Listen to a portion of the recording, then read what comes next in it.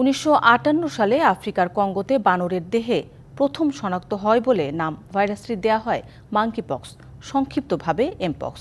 পরে 1970 সালে ওই দেশটিতে কঙ্গোতে প্রথম মানবদেহে ধরা পড়ে ভাইরাসটি। 2023 সালের জানুয়ারি পর্যন্ত দেশটিতে এমপক্সে মৃত্যু হয়েছে 1100-র বেশি মানুষের। সম্প্রতি আফ্রিকার বাইরে সুইডেন, পাকিস্তান, ফিলিপিন্স ও থাইল্যান্ডে এমপক্স শনাক্ত হয়েছে। রোগটি নিরাময়ে এখনও কোনো জুতসই চিকিৎসা পদ্ধতি নেই, তবে কিছু অ্যান্টিভাইরাল ওষুধে অনেকেই সুস্থ হয়ে ওঠেন। ভাইরাসটি মানবদেহে প্রথম ধরা পড়ে 1970 সালে আফ্রিকার দেশ কঙ্গোতে। এরপর থেকেই বিভিন্ন সময়ে এর প্রাদুর্ভাব দেখা দেয়। সম্প্রতি আফ্রিকা মহাদেশের মধ্য ও পূর্বাঞ্চলীয় কয়েকটি দেশে ছড়িয়ে পড়ে এমপক্স। এর মধ্যে রয়েছে বুরুন্ডি, উগান্ডা, রুয়ান্ডা ও কেনিয়া।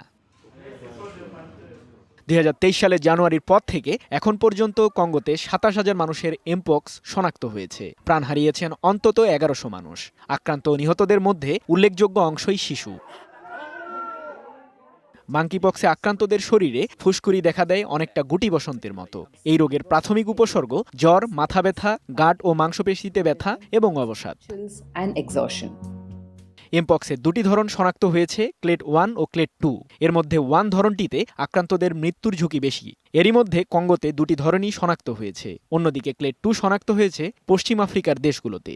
এছাড়া চলতি মাসে আফ্রিকার বাইরে সুইডেন, ফিলিপিন্স, থাইল্যান্ড ও পাকিস্তানেও ভাইরাসটি শনাক্ত হয়েছে। আক্রান্ত ব্যক্তির সংস্পর্শে এলে অন্যের শরীরে ছড়ায় মাঙ্কিপক্স। সাধারণত আক্রান্ত হওয়ার 14 থেকে 21 দিনের মধ্যে রোগীরা সুস্থ হয়ে ওঠেন।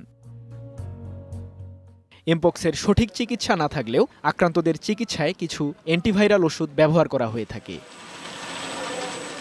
সৃজন মাহমুদ, ডিবিসি নিউজ ডেস্ক।